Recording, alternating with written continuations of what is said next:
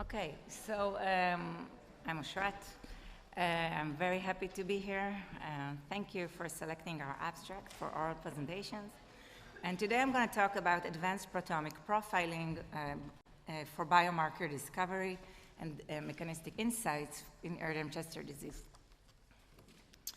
So you are all familiar with the clinical and molecular challenges we have in ECD. Initial symptoms are nonspecific. Confirmation sometimes required biopsies from challenging sites. Multi-organ involvement may mimic other diseases.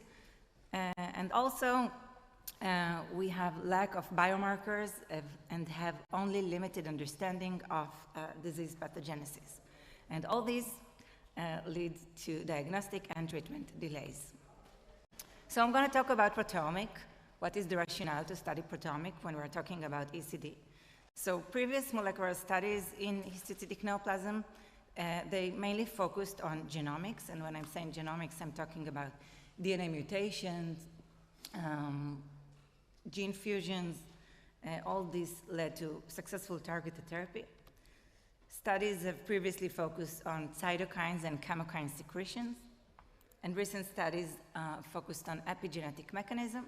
However, deep multi-omics proteomic studies in histocytic neoplasms remain limited.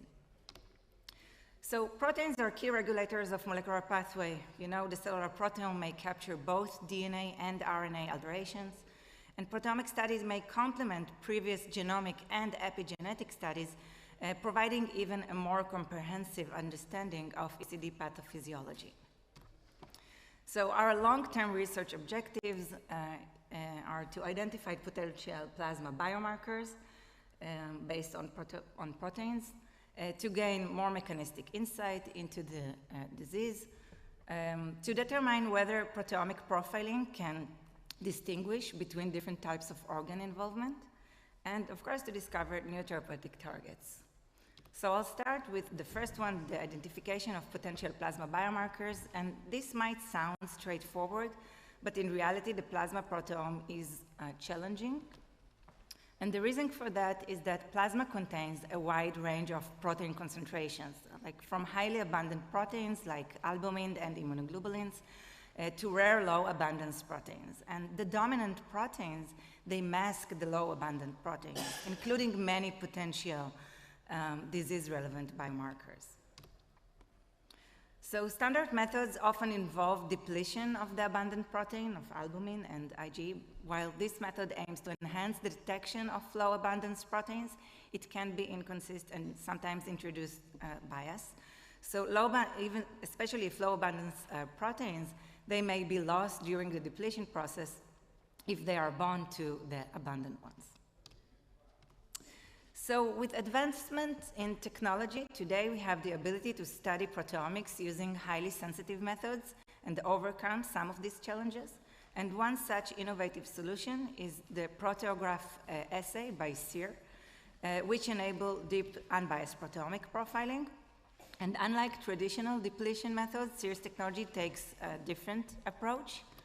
And how does it work? So first we take a biofluid. It can be a plasma, serum, bone marrow aspirates, or any kind of other biofluids containing proteins at all concentration.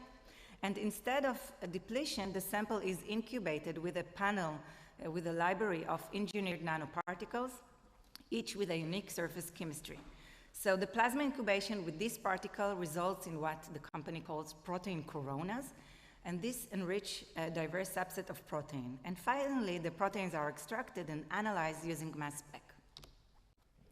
So we did this very preliminary study. I will show you these are very preliminary results, but they are still nice, in my opinion. We took 9 healthy controls, 9 ECD patients, plasma samples. We mixed these plasma samples with the nanoparticles, generated these protein coronas, extracted the protein, we did mass spec, and analyzed the data. So looking at the results, you can clearly see that this PCA show clear separation between ECD patients and healthy controls based just on their plasma proteomic expression. And looking at this volcano plot, so above 3,000 proteins were significantly differentially expressed between the groups. And here the blue dots, they represent the downregulated proteins in Erdheim-Chester disease versus healthy control, and the red dots are the upregulated proteins. And everything that is above this dashed line is considered statistically significant. So looking at pathway enrichment analysis, we found that multiple immune-related pathways, including cytokine activity, chemokine signaling, receptor binding, were significantly upregulated in ECD plasma samples. And this consists with previous reports in ECD pathogenesis. Additional enriched pathways included integrin binding, so integrins involved in cell adhesion and migration, and also ECM interaction, extracellular matrix, which may reflect structural or stromal competence of the disease. So next we stratified the ECD patient. I remind you, it's a very small cohort, only 9 patients, but we did try to stratify them into 2 subgroups based on their CNS involvement. So this results in like 6 patients with CNS involvement and 3 without. So CNS involvement was based on brain MRI and clinical and neurological symptoms. And again, you can clearly see, even that the sample size is very small, this PCA shows clear proteomic separation based on for the ECD patient without CNS involvement and with CNS involvement. So these are just representative graphs. I'm not going into any of the protein we identified. Again, the sample size is too small, but we do see a clear difference in some proteins. We have much more. These are just some graphs I put here. And this may have important clinical implications in the future, suggesting that we may use blood biomarkers when we are dealing with less accessible tissues, such as when we have patients with CNS involvement. So if I'll summarize this first protein plasma section, I showed you that differential plasma protein expression was observed between ECD and controls, including increased cytokines and chemokine signaling, supporting their biological relevance in ECD, and additional immune and non-immune pathways were also identified. I didn't get into other mechanisms for this talk, as this is, again, very preliminary.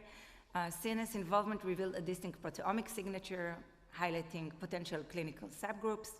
And unlike traditional lab ELISA-based approaches that measure one or several protein at a time, so this technology enables us the simultaneous profiling of thousands of proteins in a single assay. So it's provide a broader and unbiased view of the proteome. So I think Seer's technology may provide a promising tool for identified blood-based biomarkers in ECD, and maybe also for other histocytic neoplasms, and we are looking into it now. So we also did this very pilot study of tissue-based proteomic, and here we don't have healthy controls, but we do have 3 tissues from ECD and from LCH and RDD patients. And here we wanted to see if we see any difference between them. So if we are looking on the general proteome, tissue proteome from all these 3 diseases, so the proteins that were enriched in these samples belongs to the hematopoietic system, to the immune system, monocyte, granulocyte, neutrophils. So like biology works, okay? We know it. These are the cells that are involved in these diseases. So it was encouraging to see that we can really identify it.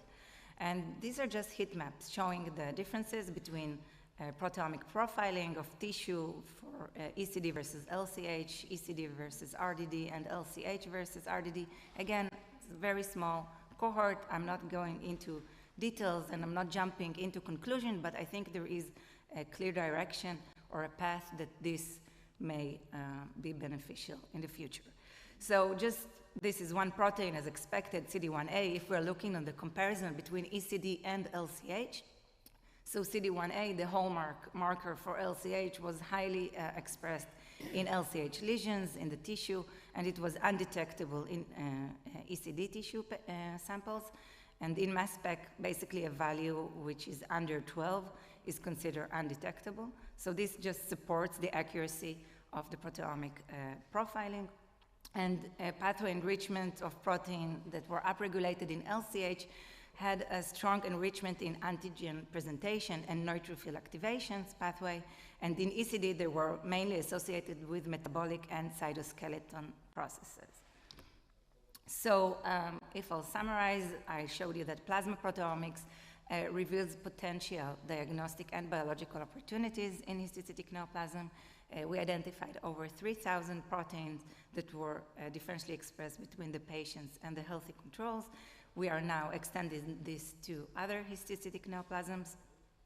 We identified distinct plasma protein that may be associated with CNS involvement, and I'm very careful with what I'm saying. We may, it's potentially, I'm not jumping into a conclusion, but this may have clinical implication in the future. And for tissue proteomics, it may provide mechanistic insight across the different diseases.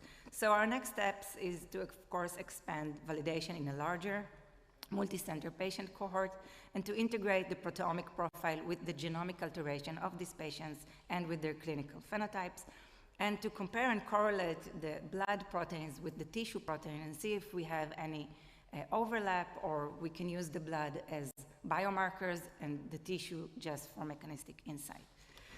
So this is a figure from a review paper I wrote together with Jitma, Aishu, and Gaurav for Hematologica.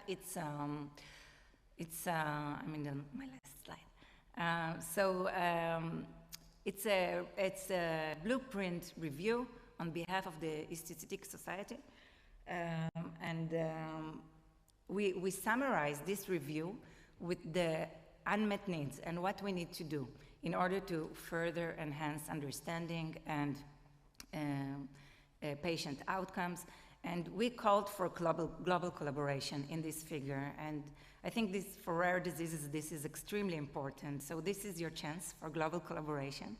And if any of you want to participate and send us plasma samples or tissue curls for proteomic profiling, I think it will be much more meaningful to study this globally and not just in our small Holy Land with a bunch of collaborators. So by this I want to say thank you I want to thank to our team, to our collaborators, and thank you for listening.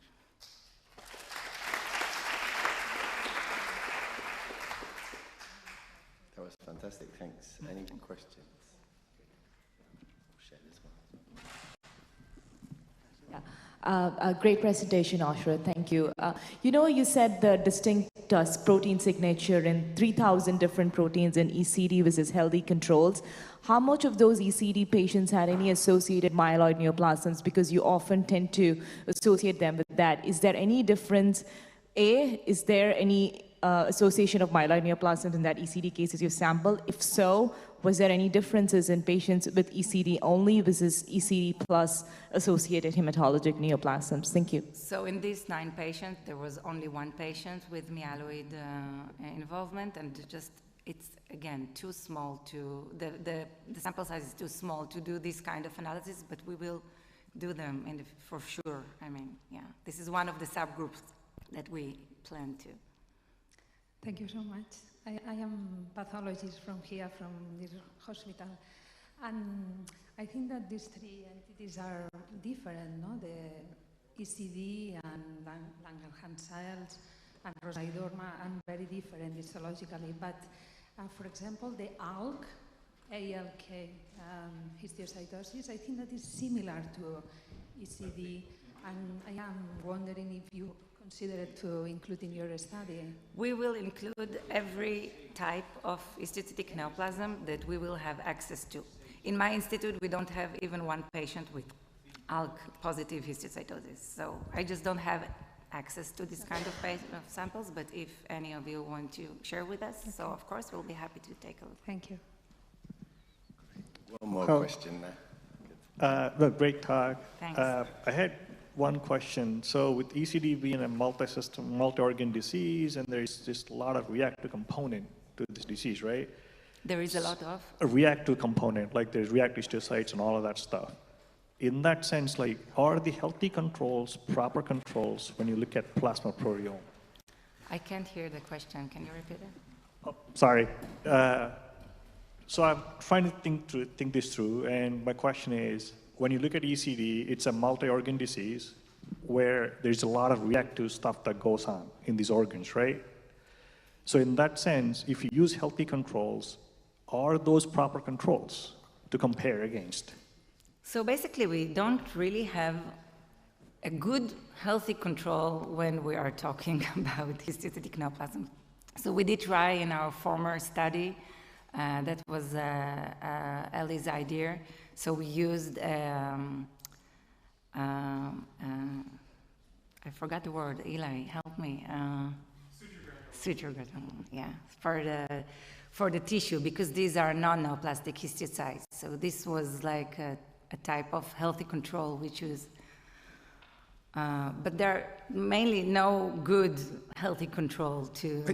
I think maybe what, not to put words in your mouth, maybe what he's asking is, should the comparison be healthy controls or say someone with immune disease or another cancer? Oh, you mean in the blood? Oh, I'm sorry. I didn't get Is it. that what you're saying? Yeah. Okay. The controls with respect to the proteomics, like is the Okay. difference to normal people of interest versus difference to You mean other, people with other what you mean, cancers like or rheumatoid? lupus or stuff like this? Yeah, this can be a good suggestion, yeah, to look into.